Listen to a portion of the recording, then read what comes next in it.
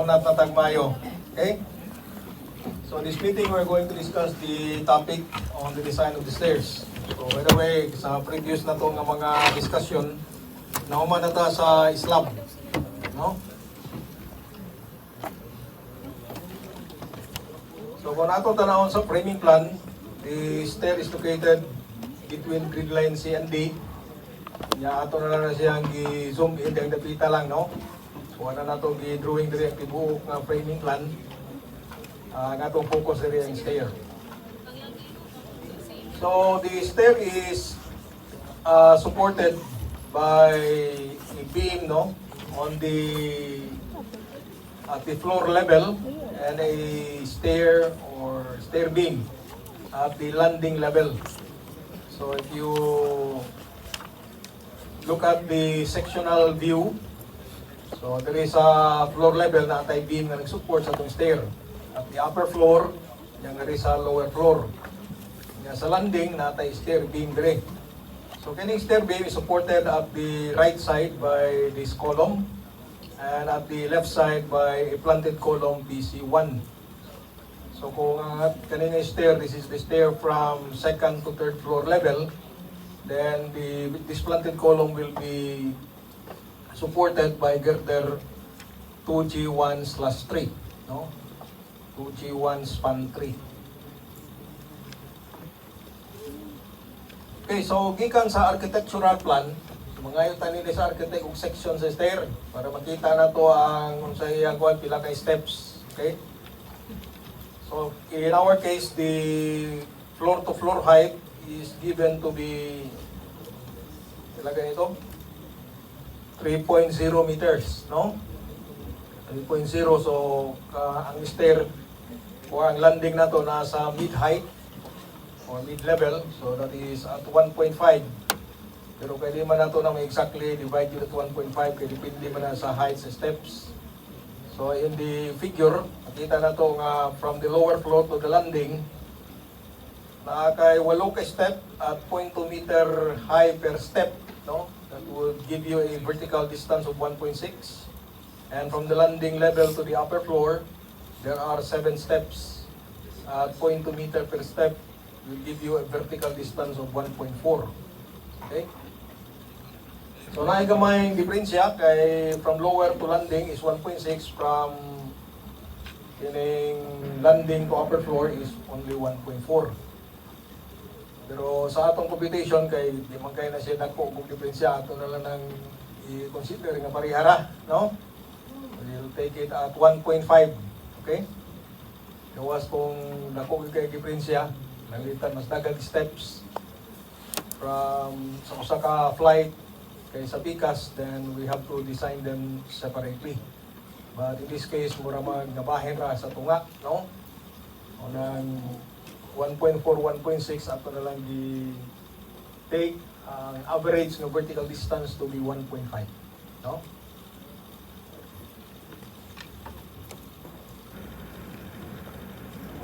Regarding sa atong step, ang iyang tumbanan mga 0.407 meters. So ito man 1, 2, 3, 4, 5, 6, 7 will give you a horizontal distance of 2.85. Dire, mao gyapon, no? 1, 2, 3, 4, 5, 6, 7. Horizontal distance niya is 2.85. Kanya kini atong wall, I think this is ang distance gikan sa kaning location, no, paingon sa atong sa exterior nga side sa atong stair beam is 1.7, no? So ato nang ma-determine gikan diri sa atong framing plan. So approximately 3 meters diri nga 1.5, pero mudugang pa man kag half the stair beam nga width. So atong gi-take nga mga 0.2 siguro, so mga 1.7. Kaya kung sa takaybaw pila gi size sa column ug pila size sa atong stair beam, so diri mo assume na sa tag mga tentative dimensions sa stair beam o sa column, no? na ka ng 1.5 diri nga dimension ato lang gi-adan o 0.2 assuming a column of 0.4 by 0.4. Kaya kaning distance gisupport man towards the center of the column. Okay? So if the column is 0.4 meter, then from the center to the outer face of the column, that would be 0.2 meter. Then add that to 1.5, you get 1.7 as shown in this section view. No? Okay? Sa stair sad atong usually atong i-indicate, no? Kaya duha man ni ka flight, di ba? So atong i-indicate asa diha nga flight ang pasaka, asa diha ang paubos. So this one mo ni siya nga atong second floor level. So literally this is the flight from second floor going up to the third floor. Samtang kini diri sa pikas nga side, this is the flight from second floor going down to the ground floor. No? So may nang ma-indicate na diya sa structural plan para maklaro, no? Asa ang pasaka, asa ang paubos kay basi mabali niya na i-construct, no? Kaya hindi mo utang up or down. Kang confusion na labi na kung stair na to gatuyok nagmayo. Lisod na kay pagsubay asa diring up or down. So better to indicate that in the structural plan. As you can see, the stair is actually statically indeterminate. Natay support diri nga beam which is continuous ni siya diri nga side, dunya nga risad na ay partial restraint diri because of the stair beam, no? Because the stair beam will be cast monolithically with the landing, so natay gamay nga restraint diri.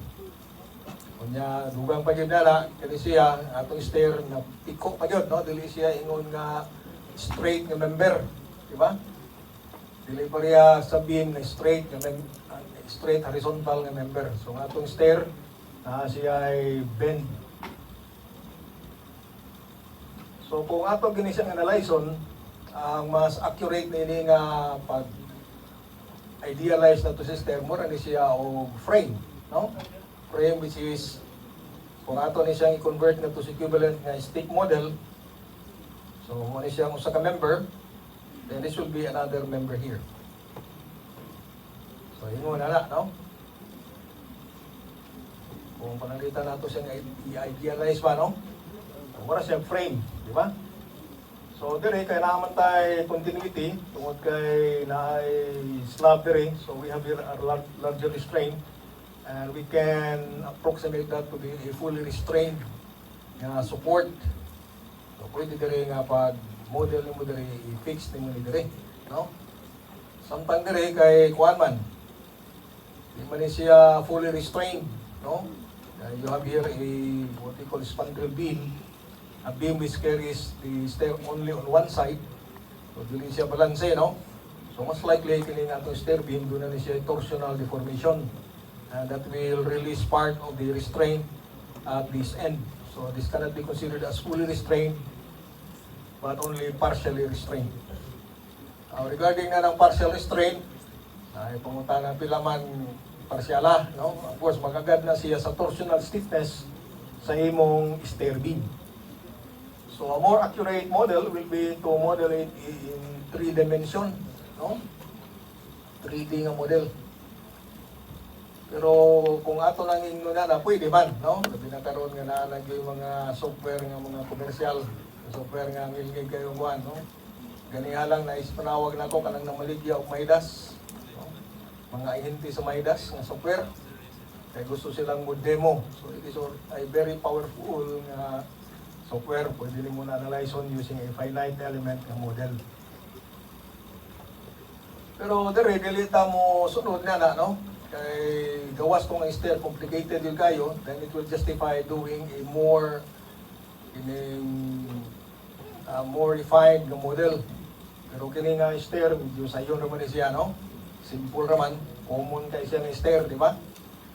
So we'll just follow a simplistic na approach.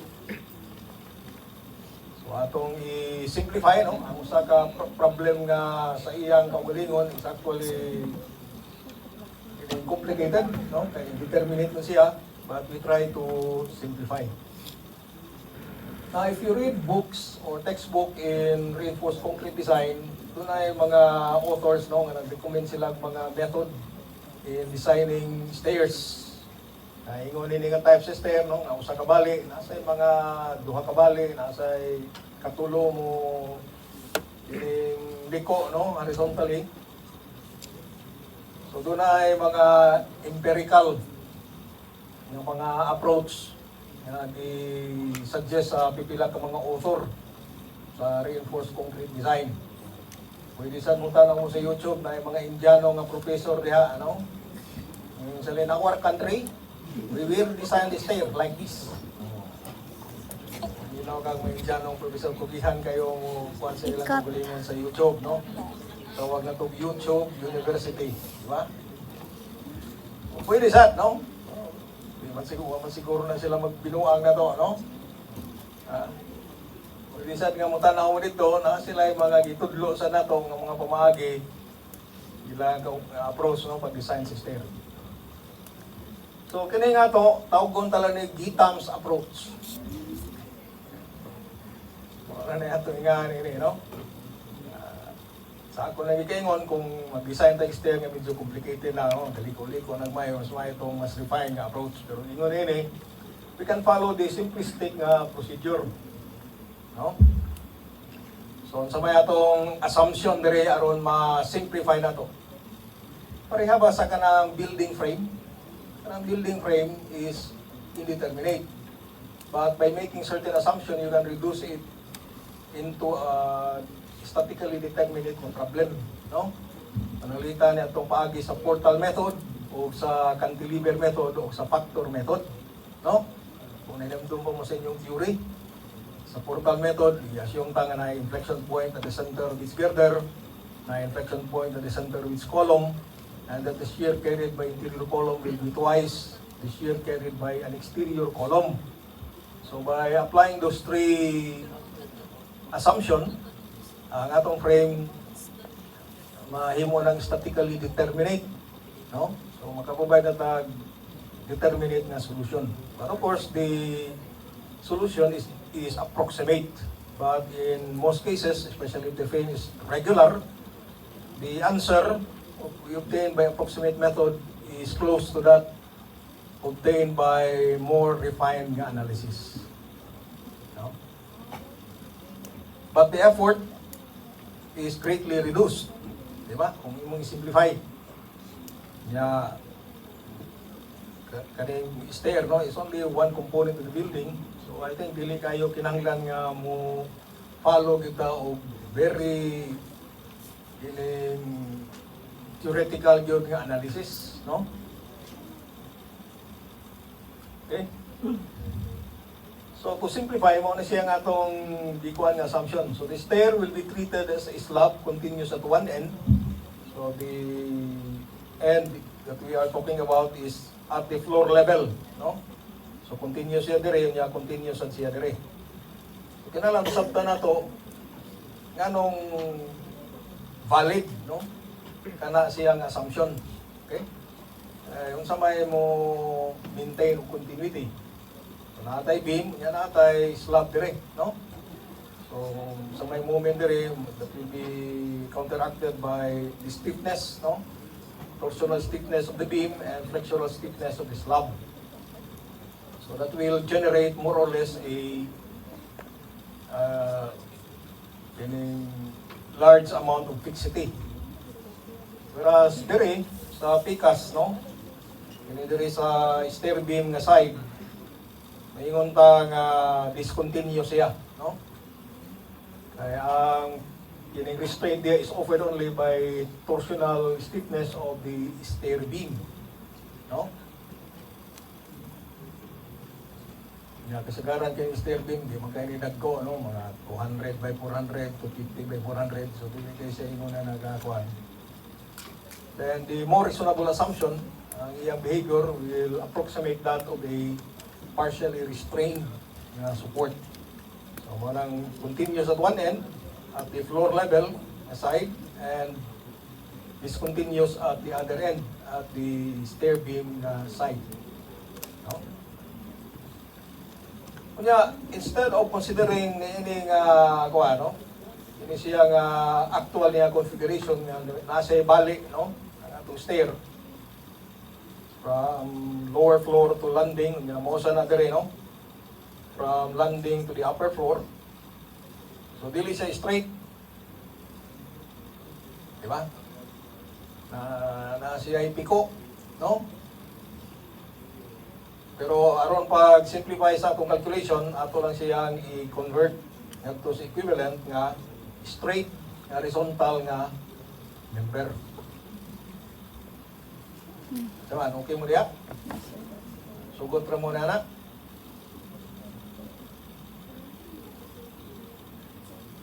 Hindi pwede na diya. Ang importante lang na ini, no, nga atong timan-an, when you simplify, or when you follow a simplified analysis, be sure nga ang imong answer is on the conservative side.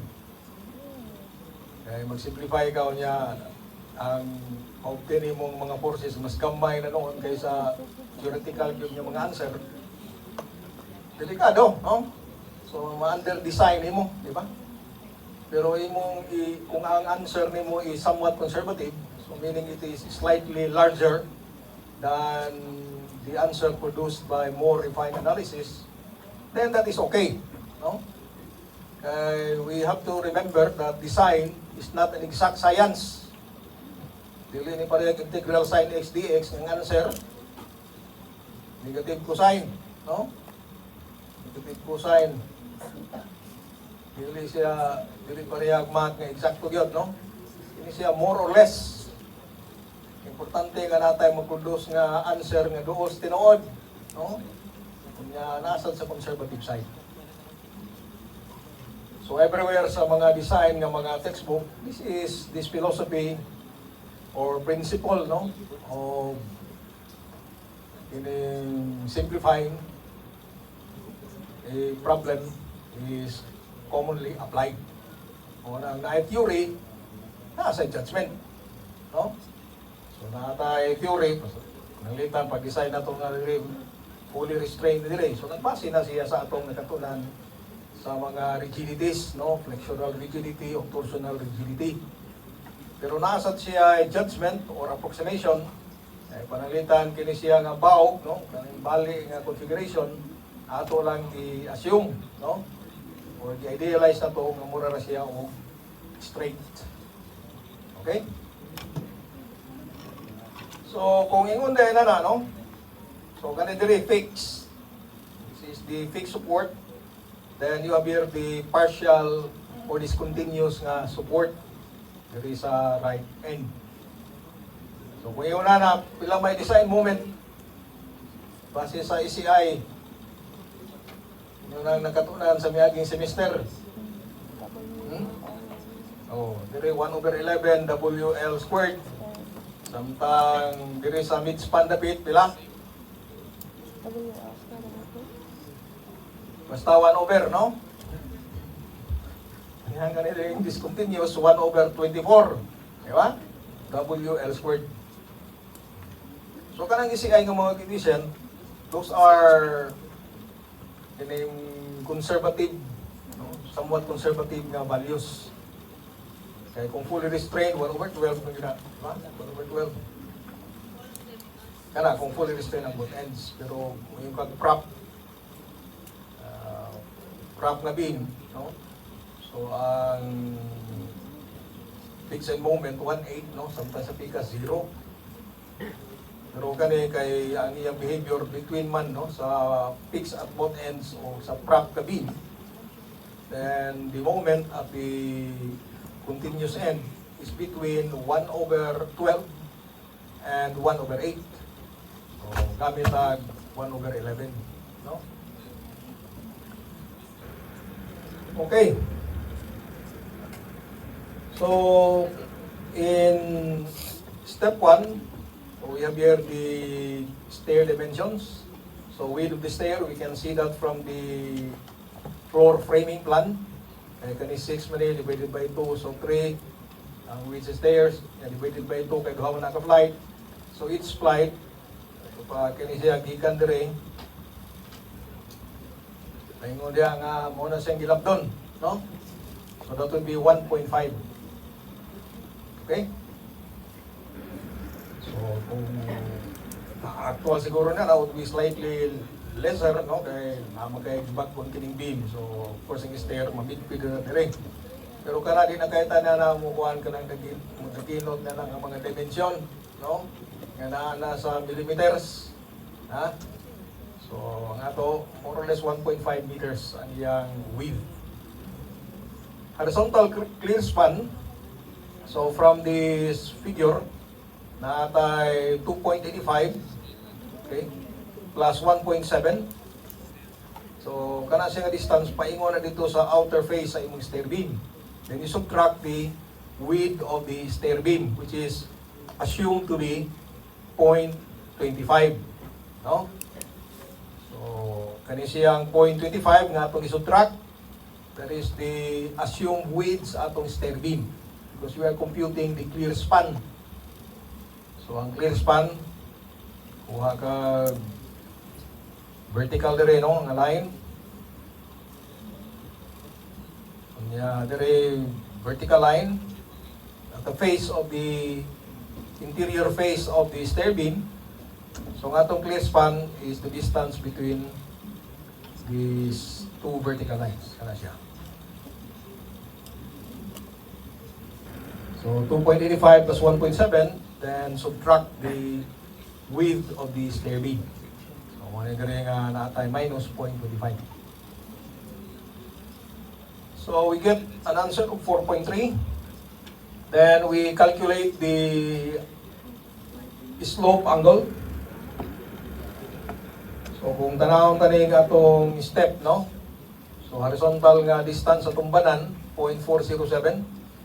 By the way, I'm not saying that initially comply ni sa mga architectural standards, no? This might be too wide. Pero hindi mo good. Ang atong focus diri ang structural design man, no? Sample naman ni hypothetical naman ni nga building. Okay? So ay lang mo diya reklamo nga sir, matay dapuan ang laparan na imong tumbanan diya sir. Diba 0.35 man or sa ka 0.38, no?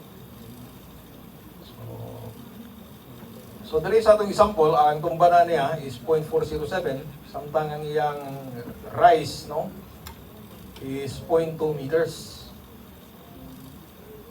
So kung ato ni siya ang drawingon nga line, mao na siya ang inclination sa atong stair. So, pila man yung angle? Sisiw, no? Matod pa nila chicken. So, gamito na itong atong nakatunan sa trigonometry. Okay? So, we get an answer of 26.2. Kunya, kaning distance x, kaning distance, no? Yung sa matanig solve. Or, unas tanan nga nung ato man nag-solve. Now, ang atong gihimo dire, no? Kini siya nga surface kay ka so man zigzag. Sakto man ang pag-describe ni zigzag or jagged. Basta ingon na, no? Dili siya straight, no? So ang atong gihimo dire, ato na lang siyang gi straight, no? Ikuha na tong average nga thickness kay gikan dire. So, pumani siyang bottom sa atong stair, no? Paingon dito, muna siyang pinakabaga niya, di ba? Kunya, bottom sa stair na to, stair slab, paingon diha, sa imong murag liog, sa throat, no? Muna siyang pinakanipis niya, di ba? Pinakanipis. So, gikuha na to ang average na thickness. Okay? So, yun sa mga natong niya ang average na thickness. So, kani siya nga distance, i-divide na to by 2, mo na siyang x. Then, i-add na to ang thickness of the throat. Then, you'll get your average thickness. Okay? So, mali siya nga mga computation. Ilang kaya nato detalihon. Kaya mga 4th year civil engineering student naman ta. Di ba? Di man yung klase sa trigonometry o geometry, no? Mauna ni siya ay panahon nga magamit na natong atong nakatunan sa una, no? Itong mga math subject na to. So sunod, naata dire computation sa atong trial thickness. So again, kini siya nga formula, imana na to, mo ni siyang formula sa straight nga horizontal nga mga slab. Ya atong gigamit dire para sa stair nga dili gid straight. So we have to realize, no, the approximate nature of our computation. Nya kani nga answer kung ato na ikumpara na may ubang mga formula gi-recommend sa mga textbook, no? Kung ato i-compare ang answer, medyo mas baga ni siya, no?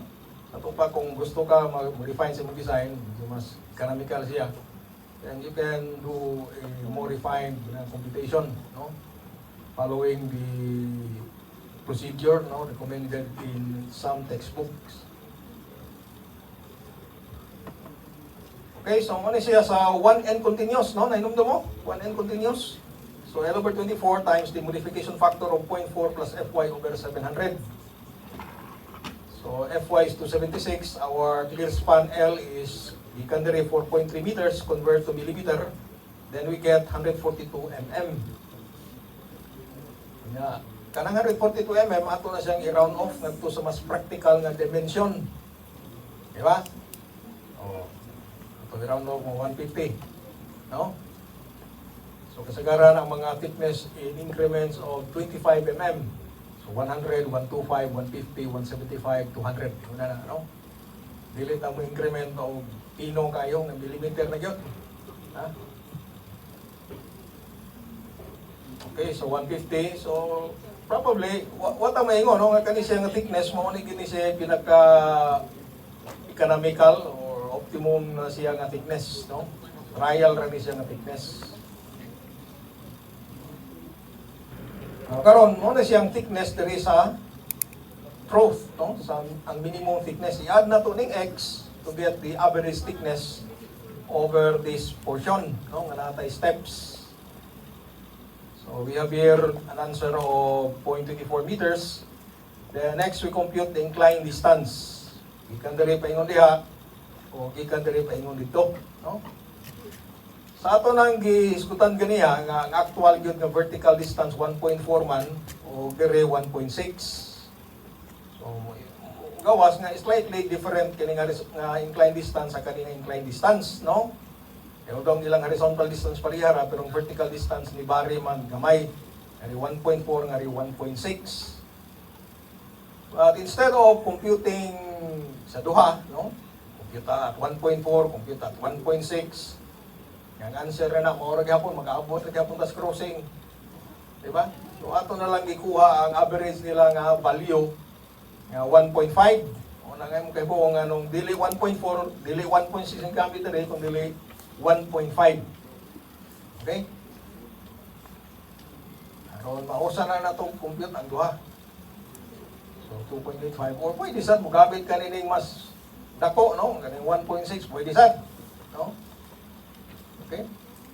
Pero kanang ang mga refinement dili na kayo na siya kinahanglanon. So kung hindi kayo na di pa ka komportable na mas may pa maganadaan na lang ka, no? Kaya mo ning design, di ba? Ang design mo rin siya o nagluto ka ba, no? Nagluto ka sa imong sudan. Di man gyud magluto ka timbangon gyud nimo pila ka miligram ang asin, pila ka miligram ang asukar, di ba? Pila yung volume sa repolyo nga imong ibutang, no? Di man ingon na kay mo na imong kalaki, koka nya, ingon na ng style, di ka kaluto, no? Pasuko ng customer, paabot customer gutom na. Wala mga on sa imong restaurant, di ba? So ang mga ngilging ako, muitsar na sila asin ritso, kaptos kaha, no? Wala siya. Dili siya exact. O ni, no? Pero parang let sa ako nang ikaingon sa ganyan, ako gagawin siya ang architect, yung gituyo nga ngari gamay ra step ngari taas og steps. Ang duha ka flight mo imong design no nga separate. Okay? Ako na magdiferensya. O nalimutan na ka pila mang dako na itong dako ng depensa, ikaw na yung magbuhat na. No? Kung para nimo parat-parat pa na, dugangi sabaw. Kung tabang na, dugangi kasin. No? Okay? Sige mong pangutana yan ako, sir. Ano naman ni sir?